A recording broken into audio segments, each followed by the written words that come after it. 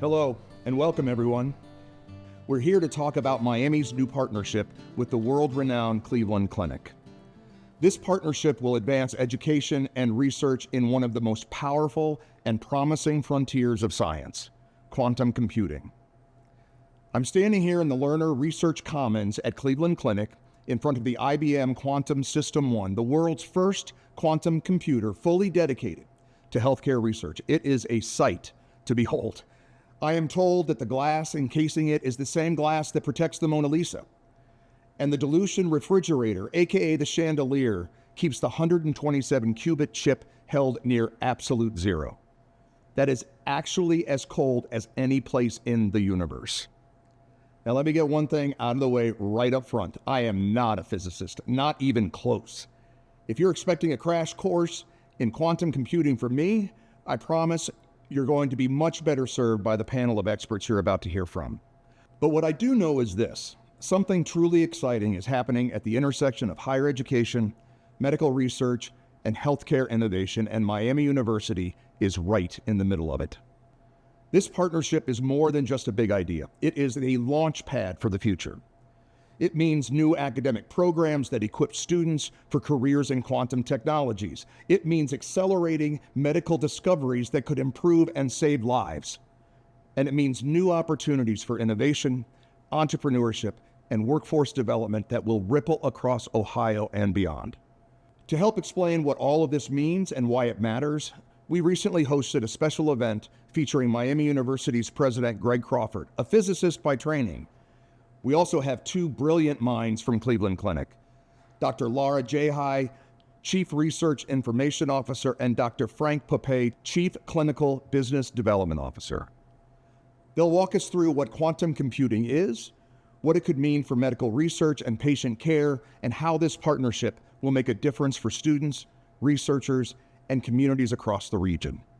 So whether you have a scientific background or you want to better understand this transformative field and how Miami is preparing students for the future, we are so glad you're here. Let's dive in. Well, welcome. We're excited to be here. We want to welcome our Miami University alum and our friends from the Cleveland Clinic. And I say friends sincerely because, as you will hear as part of this partnership, it has been about coming together, really embracing our missions and our shared visions and thinking how we can better support our students. We also want to talk about the impact of this partnership. This partnership has impact on workforce development, on medical research, and clinical care, and most importantly, impact for Miami University students. We are so lucky to have three leaders from these two organizations, and so I want to introduce what I would call our star-studded cast of individuals. We're going to have a great conversation today to talk about the partnership, talk about the opportunities, and talk about the future of quantum computing in higher education. So to my left, I have the pleasure of introducing my boss and the 22nd president of Miami University, Gregory Crawford.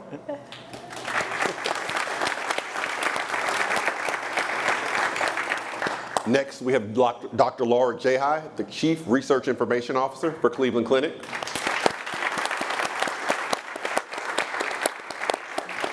And third, we have Dr. Frank Papay, the Chief Clinical Business Development Officer for Cleveland Clinic.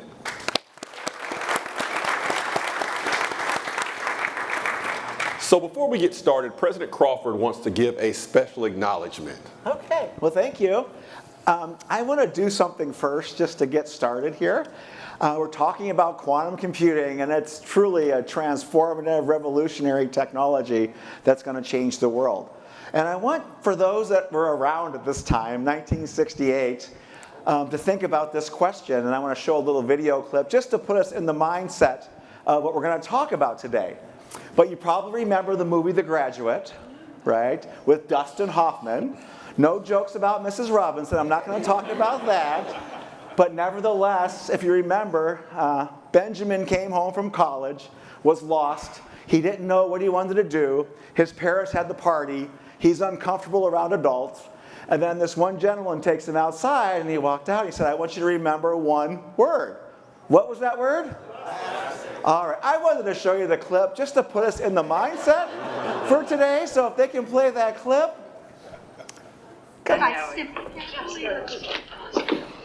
I just want to say one word to you.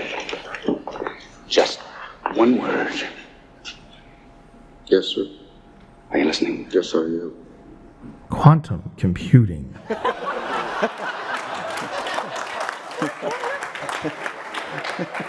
So it's cute, but that's where we're at today. So there could be a new movie, and we hope that comes out soon. But we're making a movie here between Miami and Cleveland Clinic, and I know we have a lot to talk about today, some exciting stuff. But I did want to talk about a person today who made this introduction happen. So we came to Cleveland Clinic, it's been over a year now, and it was a match made in heaven right off the bat. We met people, we shared values. Miami University students first, Cleveland Clinic patients first, leaders galore at both institutions, and they treat everyone like family, whether it's at Miami or here at Cleveland Clinic. And there's an individual that brought us together who loves the Cleveland Clinic in Miami. I'm not sure which one more, but probably equally. But it was Don Cinco, and he was retiring in his retirement days, and he brought us together to show us what might be the art of the possible with a collaboration. Don and I saw each other at a football game. We started talking about quantum computing, and then it led to this first visit over a year ago, and it's just been fantastic, Don. So can you join me for a second? Sure. So give a round of applause to Don.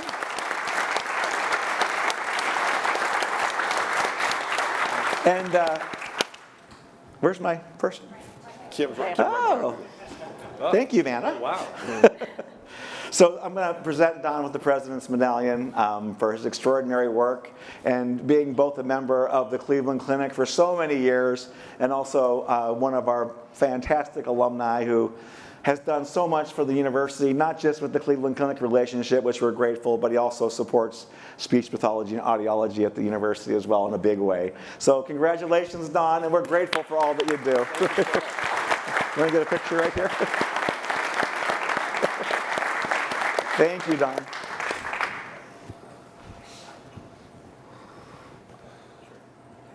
Well, thank you, President Crawford, and definitely thank you, Don, as well. So let's get started. President Crawford, it's safe to say that most people in the audience tonight are not physicists. And so you as a physicist yourself, can you start off with explaining for a layperson, and I emphasize layperson, what is quantum computing? You know, studying physics and quantum physics as an undergraduate and graduate student was a lot of fun, but I didn't have many people to talk to. And, you know, and even at parties and stuff, I claimed to be an artist just so I could, you know, meet people. But nevertheless, you know, we're in the age of quantum computing now. And quantum mechanics is really interesting. It's even the top physicist in the world when he was alive, Richard Feynman, called quantum physics absurd. And it is a bit like that. There's a couple of functionalities of quantum physics which we utilize in quantum computing. One is the nature of what we call superposition. And so the particle can be in two states at the same time and anything there in between. And so from a perspective of quantum computing, we call it a qubit, whereas in classical computing it's a bit, 1 or 0. But you can think of the qubit as flipping a coin, and you have everything in between until you make that observation. So that's the first neat thing about it. The second thing is this entanglement, which is bizarre in and of itself. So you have coherence or something coming from the same source, two particles, and they can have different spins or just call it an identity. But it's instantaneously, if this one changes, that no matter how far this is apart, even light years apart, it can instantaneously change. And so that's how you get to these, you know, really fast speeds in quantum computing, by being able to manipulate things and have it instantaneously change. So the best way to think about this on how powerful a quantum computer is, it's probably to think about a maze. And if you're going to go through a maze, you'd try every path until you got there. And a classical computer, even a supercomputer, would do the same thing. It would just take time before it found the solution. But if you think about flipping a coin and being able to do it all at once and look at all the solutions simultaneously and then get the right answer, that's the quantum computing. So things that once took decades or even centuries to compute can now be sped up into real time. And as you'll hear, it has extraordinary applications, certainly in national defense, but right here in Cleveland, it's the center of what they're doing with healthcare and quantum computing. Is that okay or not? So I've heard that explanation about 10 times, and that's the best I've heard. I finally got it. So no, that is great. So thank you, President Crawford. Now, Dr. Jehi, thinking about the spectrum of medical research, what are some examples of applications for quantum computing as it relates? So take where President Crawford left off with this huge potential that we have with a quantum computer to handle data and computation. An example that we deal with a lot in medicine is how do you do genetic research on genetics, the genetic code of an individual. Right now, if we want to store that genetic sequence in a regular computer, we need over 100 million, of those bits to handle that information from just one individual. If we want to put it in a quantum computer, theoretically, we should be able to do that with just 32 of those qubits that a quantum can handle. If we want to store the genetic code of the whole human race, that's 7 billion times, however many bits, there is now no supercomputer in the world that can handle that. Theoretically, it should fit in 64 qubits. This machine is 127 qubits. But notice that I use the word theoretically with all of this, because for the scientists in the room, they will know that what I'm talking about is now not really possible with a quantum computer just because of where the technology stands. But that's the potential that we're talking about. It's a computational way of approach to handling data that allows us to ask questions that we just can't do otherwise. So this genetic research that I mentioned is an example. Another one that we have some of our researchers here in the room working with, Dr. Mers, who's in the back, standing over there, he's a quantum chemist. So what he does is he takes the chemical formula of a compound, and then he does research with the quantum to figure out what this compound will be able to do or not do, and simulate how it will be in space and what kinds of functions theoretically it can have down the road. There is research that we're doing to look at how quantum can help us understand better the medical images that somebody is getting, and how we can learn from that how they will progress after surgeries. One of our researchers is looking at MRIs of the knee, and then looking to apply quantum to predict how quickly people will recover after a knee replacement surgery, and if they're going to need physical therapy or not, and how quickly they can go back to work. So those kinds of questions are what we're doing. Another one is diagnosing cancer from a blood test instead of having to do a whole bunch of images. So stuff that looks sci-fi and feels sci-fi to the people when you hear about them, that's really the type of work that we're doing, and it's only possible because of the big investment that Cleveland Clinic and the state of Ohio and Jobs Ohio put into getting an innovation district started in Cleveland back in 2020 that is anchored on biotechnology. That's a $565 million investment that the clinic with the state and Jobs Ohio put into developing the quantum is one piece of it. There is also 2 other research buildings that are now getting off the ground. So we have a lot of expectations, but we have the team to make it happen, and we will have more of that team with Miami with the program that we're developing. Thank you, Dr. Jehi. So Dr. Papay, and I have to tell this story. When we first visited the clinic over a year ago, we learned about Dr. Papay and the face transplant surgery he had done. And so we were truly blown away. We said to ourselves, this is a really intelligent person. But then after doing some digging, we found out that he went to Ohio University for undergrad, so we had to take him down a couple pegs. But like a phoenix rising from the ashes, he sent 2 of his children to Miami. He redeemed himself, so we're good to go. Dr. Papay, from a clinical perspective, what excites you about quantum? Well, first of all, being with all the Miami people, I'm getting a rash right now.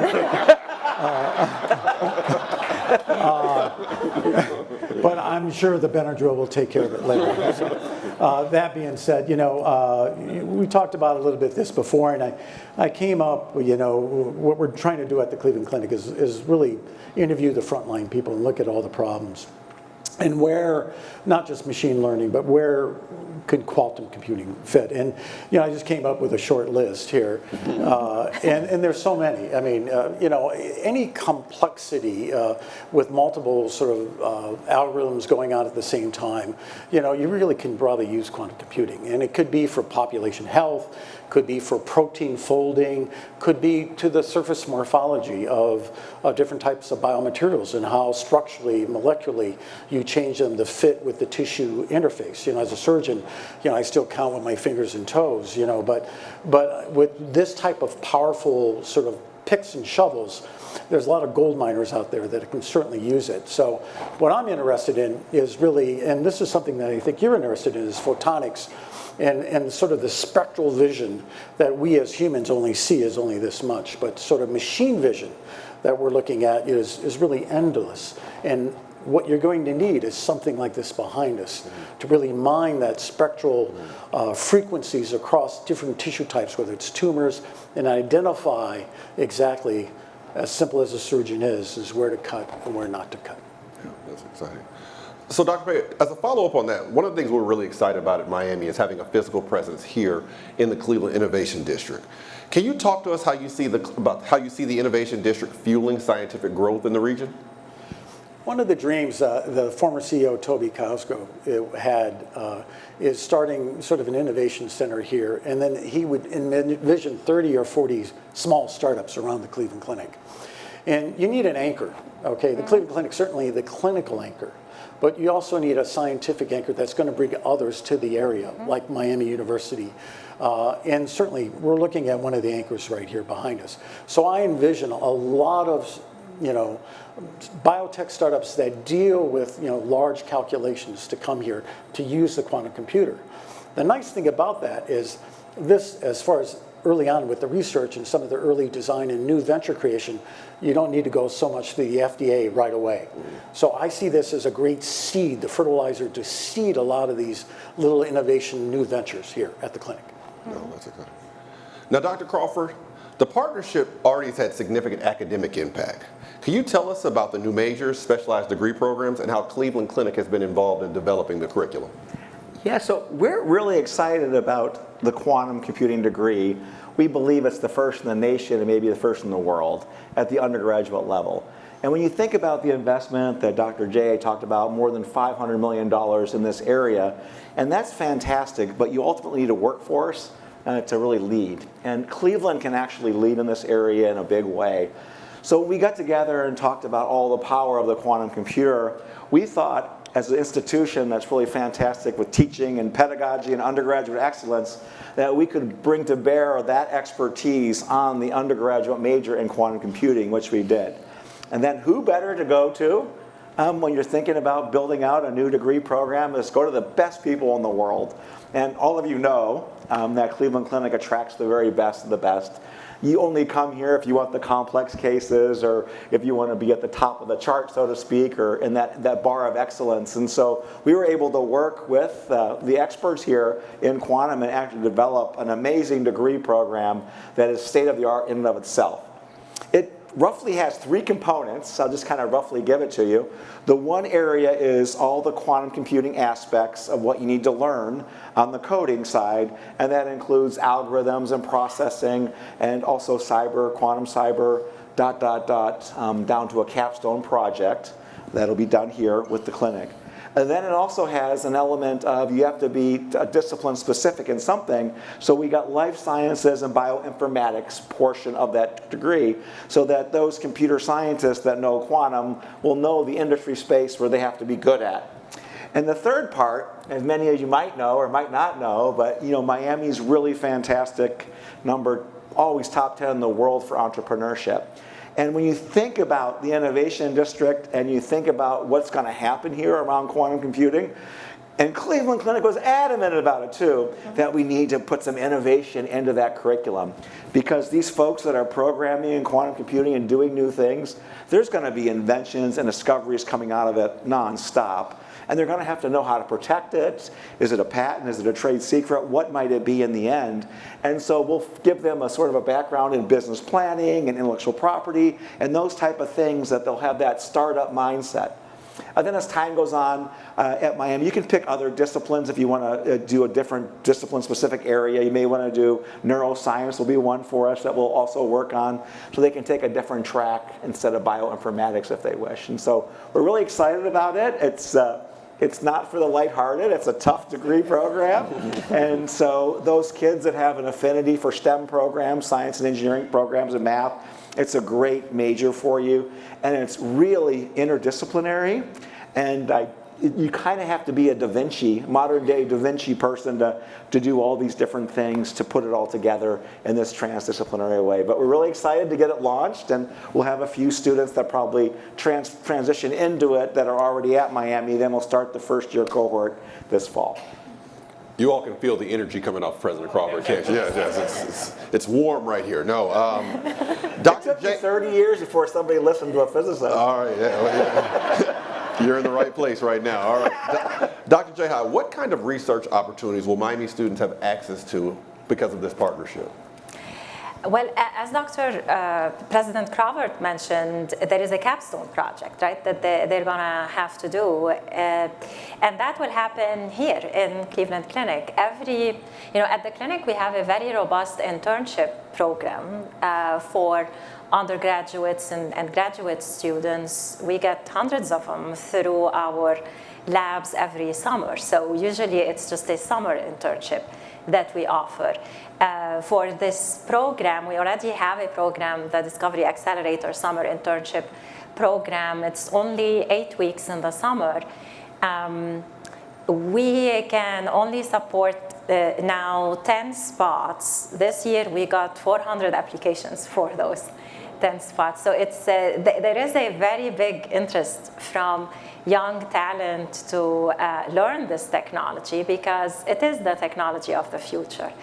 So what we're doing with Miami is we're expanding all of this, and it's not really just a summer program. The students will get to spend anywhere from 6 to 8 months, definitely over 6 months at the clinic. Most of that will be working in the labs that are doing the quantum research, so it is not theoretical for them. They're actually embedded with the teams doing the work. They see it in a real world setting. They're studying computer science, but for them to make a difference in this field, they have to learn how to talk with the biomedical researchers, how to understand how medical people think, right? So this will be a way for them to learn it.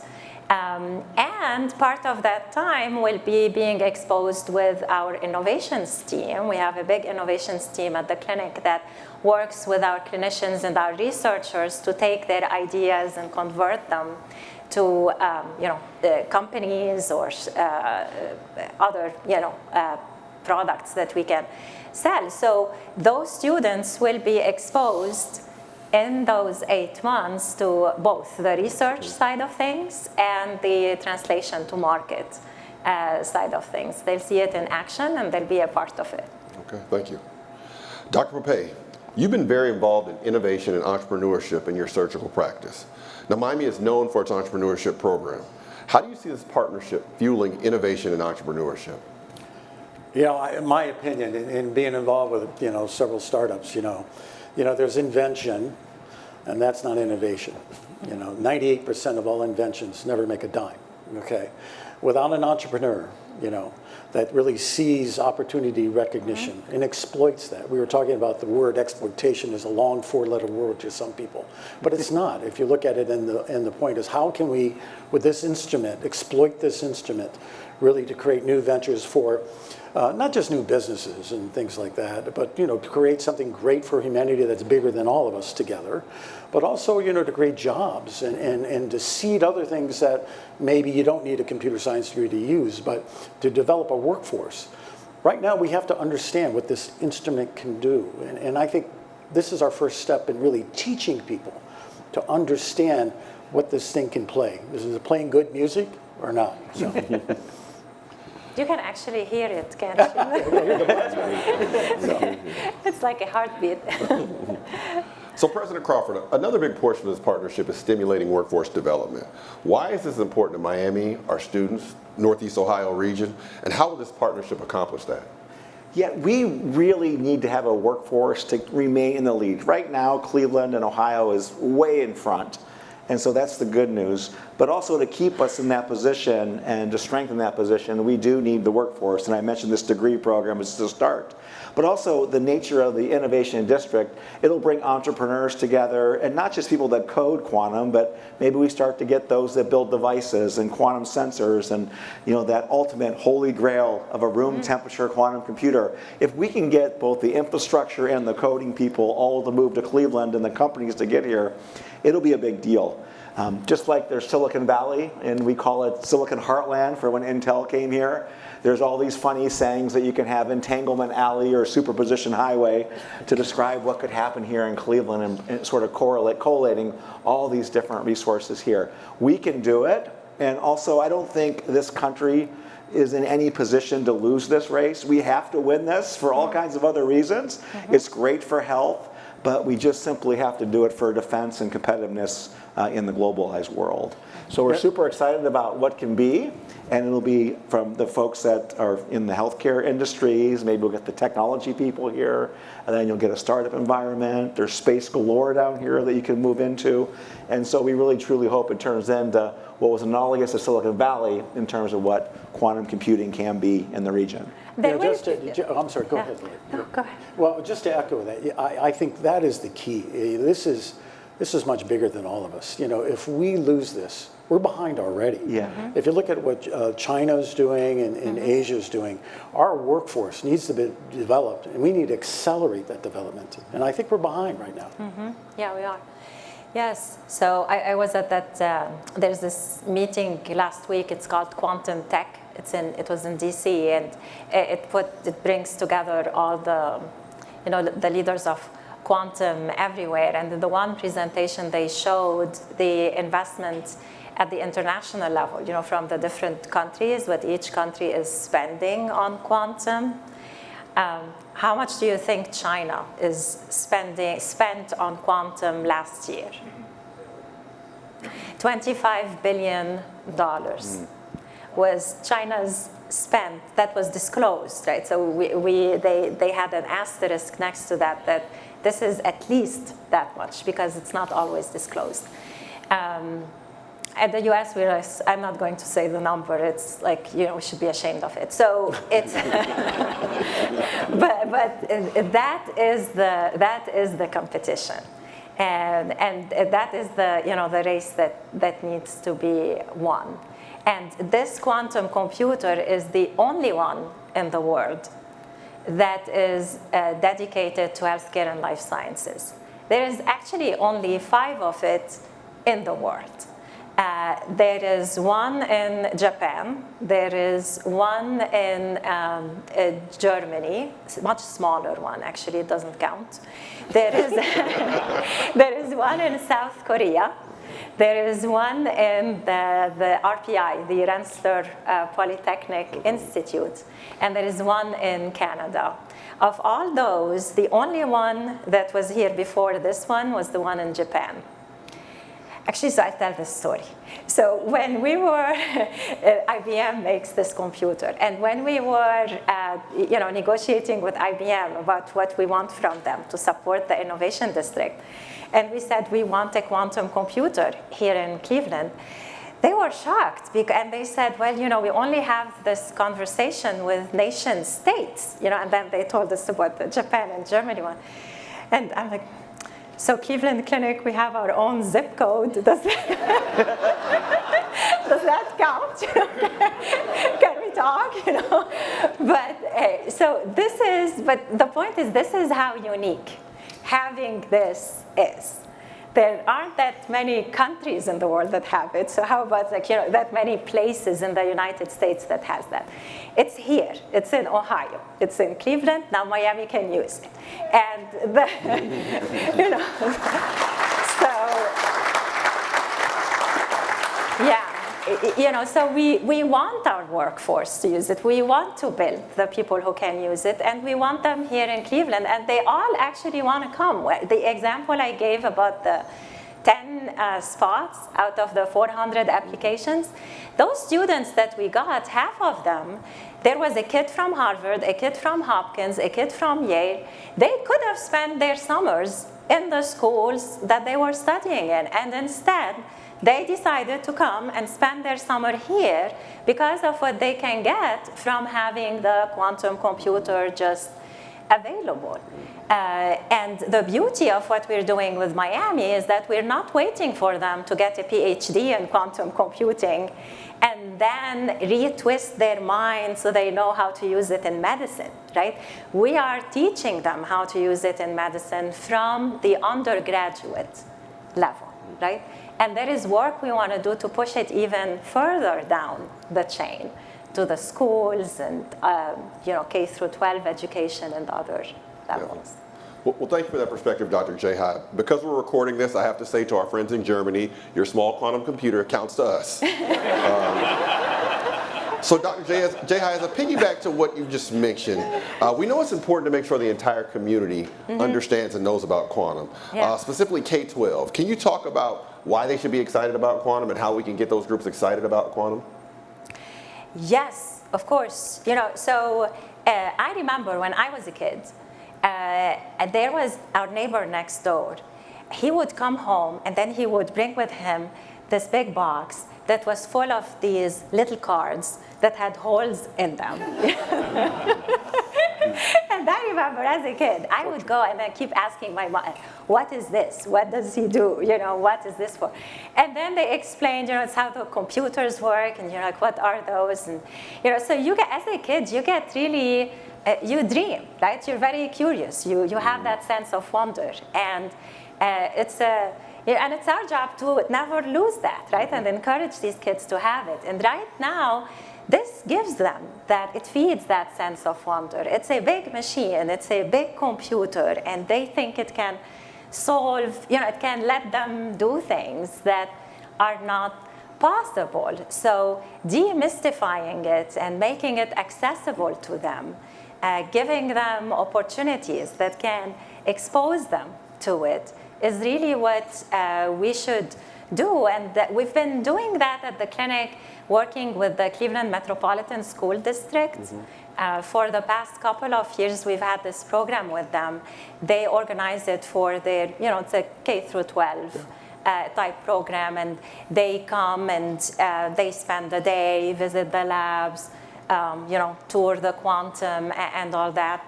And they take a picture, of course, at the end. And I tell you, the smiling faces on that picture, I wish any of my people here get so excited, when they're in front of it. But they're happy. They see, right, what it could do.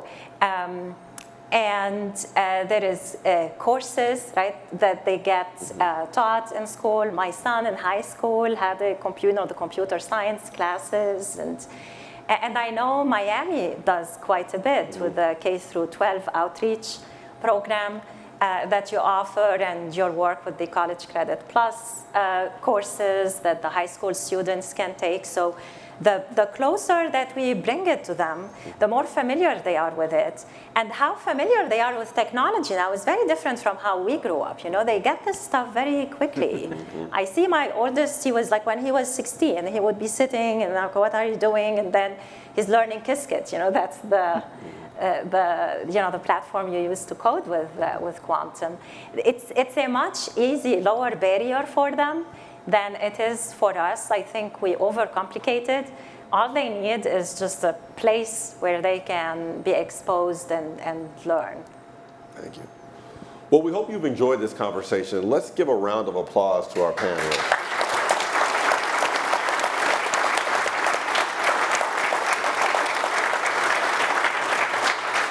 So as we leave really tonight our ask is simple. We want to make sure you all can go out and spread the word about this partnership. So if you know high school students, prospective college students who are interested in STEM careers, tell them about what we're doing. From a recruitment standpoint, we're focused on raising funds for faculty recruitment, complementary technology, and really building out this ecosystem. We have Dean Bina Sukumaran from the College of Engineering and Computing, who is right here in the front row if you have specific questions about our program. And if you have questions about the computer, we have Brandon Massara. Brandon is somewhere around here, and Kathleen Babb as well, who can answer those questions. And so really excited about the partnership, really excited to have you all here. Hopefully this was an enjoyable event, and we look forward to partnering with you all in the future. Thank you all.